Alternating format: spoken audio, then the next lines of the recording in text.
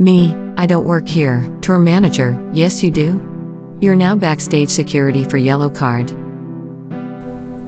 About 6 years ago on a Saturday night, I was hitting up a concert with some friends. Now this venue had two parts. The main part was a restaurant per bar with a big outdoor venue that could fit about 1,500 people, and across the street was the second venue that could fit about 1,000. I got confused as to which venue I was heading to, accidentally parked at the main venue, saw my mistake, and walked across the street to the intended venue. Now I had worked late that day and couldn't go home and change, so I was wearing a black polo shirt and black pants. After my concert ends, I walk back across the street to the main venue where I had parked. I tried to take a shortcut around the building, only to find myself blocked by temp fences and barricades. I look to my left and see a couple of tour buses, I towards those, and manage to walk in between them. I find myself in a loading, staging area with some hospitality tents and people walking around, while I'm hearing a band playing really close by. I grab a snack and a drink, and ask a guy how to leave, and he points to the right. The only way to the right is this long ramp that leads around the building. So I walk up and follow it around the building, literally to the side of the stage where the band Yellowcard was playing live. I'm talking 10 feet away from me, tops. As I walk up, somewhat confused as to the scene in front of me, this woman with a clipboard and a headset walks up and asks me where my lanyard was.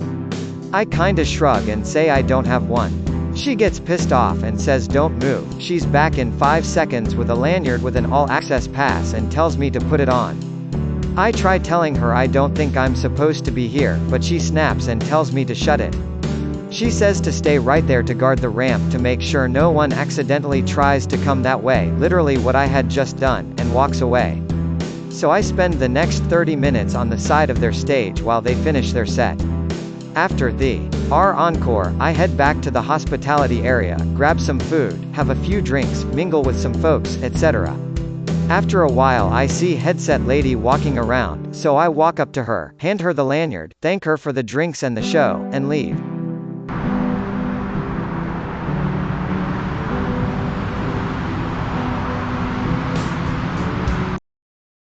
Chad, are you slow or something? Me, yes actually, I am. I hope this follows all the rules of this subreddit. Quick preface. I was in a very serious car accident a little over a year ago. This left me some brain damage, nerve damage, etc. Throughout many days I have episodes where I get disoriented, forget where I am, what I'm doing, what's going on around me. I used to do heavy manual labor but am now working at a well-known department store with aprons of a certain citrus variety. A couple days ago I was shopping at our store with a friend in a black and orange hooded flannel. I love flannels, and have this exact one in multiple colors, but this one was the only clean one at the time. I am approached by a middle-aged man carrying a small metal piece related to light bulbs. Well, at this certain point of our trip I was starting to have an episode. My body got really hot, I zoned out quite a bit and was just overall not there 100%. He asks me where he can find a replacement for this piece and I point toward the hardware department even though I was off duty, not in uniform and clearly shopping myself. Where I pointed seemed to confuse him, and he muttered something under his breath while giving a really puzzled look, but goes anyway. We go to the water fountains near the bathrooms in the back so I can get some fluids in my system and chill out a bit. When we continue shopping a few minutes later, who passes us? None other than puzzled look man complaining about stupid employees and blah blah blah. Oh no. It's about to go down. At first he stops a few feet away from me looking around, clearly searching for the stupid guy who sent him over to the hardware department, until he realizes him standing right by him. He locks eyes with me and the conversation goes as follows. PLM, are you the one who sent me all around the store looking like an idiot? Me, I'm sorry. I was confused by what you showed me. PLM, it's a blank.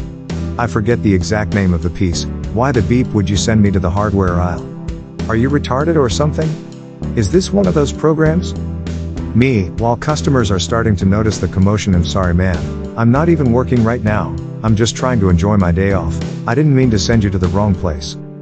At this point another employee walks up and tries to defuse the situation. Seeing me, their subpar mental capacity coworker, and a fuming customer in a situation. Coworker to PLM, what seems to be the problem? PLM, thank God, are you retarded too?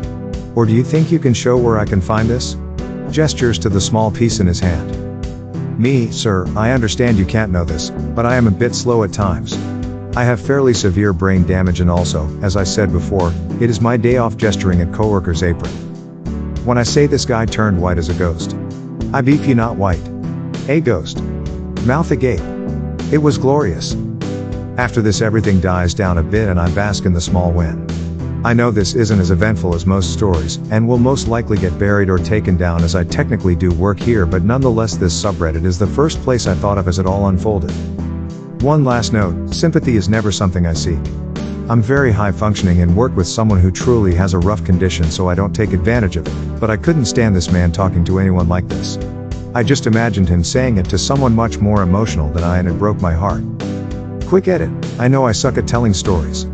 This probably is a lot less of a heroic tale of overcoming a rude person and more a confusing jumble of quotes. Please refrain from beep on me.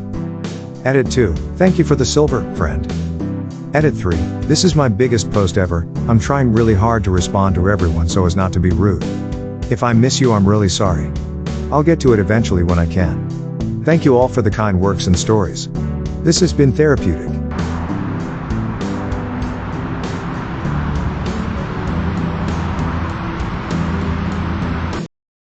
Never wear scrubs to an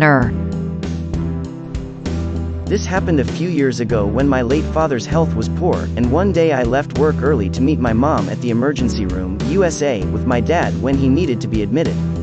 It's worth noting that I am a veterinary technician, which is basically an animal nurse, and I wear scrubs as my work uniform. I realized my grave mistake when I strode purposefully through the side entrance into the crowded waiting room, and was immediately mobbed by a crowd of people who were demanding to be seen, complaining about their wait time, or more disturbingly needed immediate medical attention but were left to wait. Apparently they leave people sitting there bleeding in the waiting room. WTF?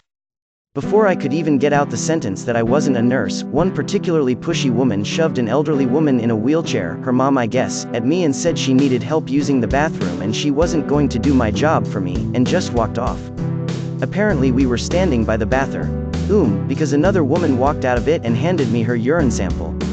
I told her I wasn't a nurse but she didn't seem to hear me. The poor woman in the wheelchair did, and she started laughing. She apologized, but she was very sweet and seemed really frail and weak, so I offered to help her anyway. I helped with my elderly father a lot, so I knew the drill. She basically just needed assistance getting in and out of the chair without falling. Eventually I made my way to the desk and found an actual nurse to hand off my patient to and the cup of urine. After that I kept a change of clothes in the car. I learned my lesson.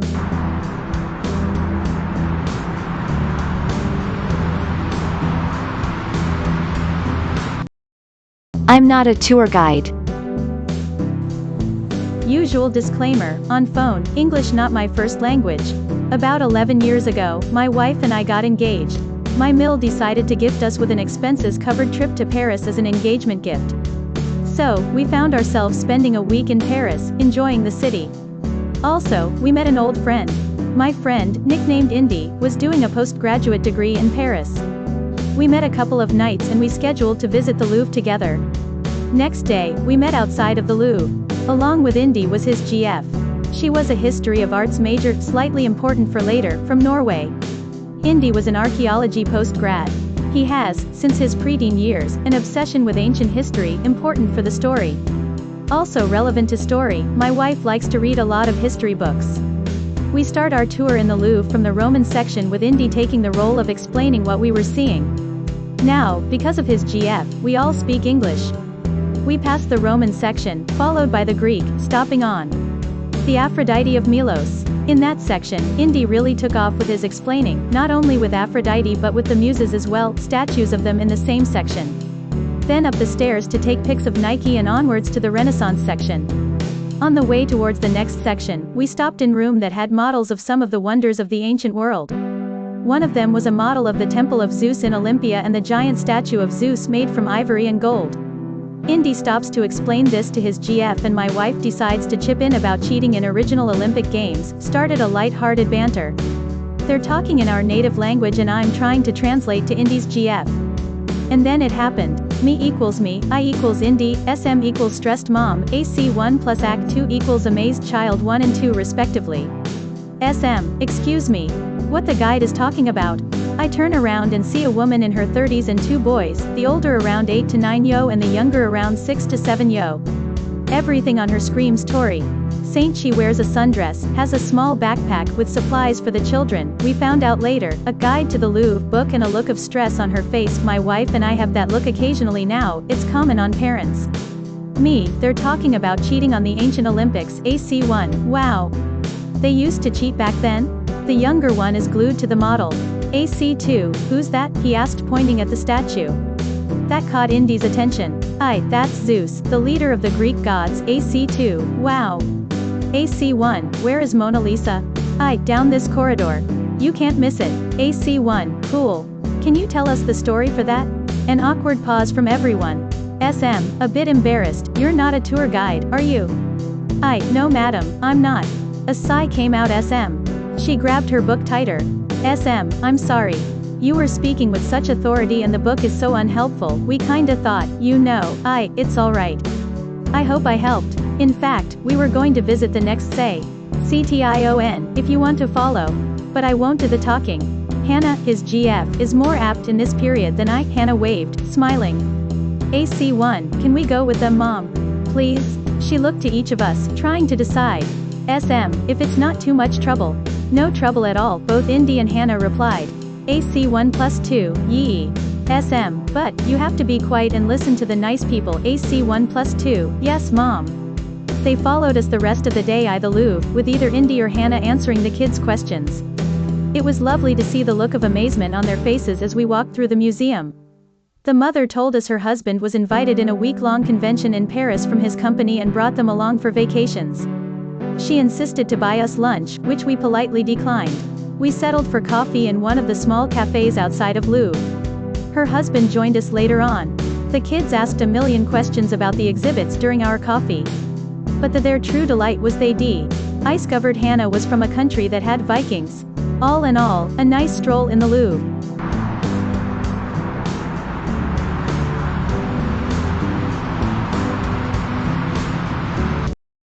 Pilot mistaken for baggage handler. I was a co-pilot with one of my favorite captains who happened to be black. We had just finished our day and were waiting at the airport curbside for our hotel pickup. A car pulled up and this older woman with a beehive hairdo go out, looked at my captain in uniform and said, "Well, aren't you going to help get my luggage?" I was shocked, but he quickly did this little shuffle dance and took her luggage from the trunk, and next thing I see is him trailing her carrying her 3 pieces of luggage. He came back a few minutes later with a big smile. I walked her luggage to the American Airlines check-in counter. You should have seen the look on the agent. The passenger pulled $1 from her purse and attempted to tip me. I said, "No thanks, I'm a pilot for United Airlines. Next time I suggest you fly United. I don't think American pilots are as generous."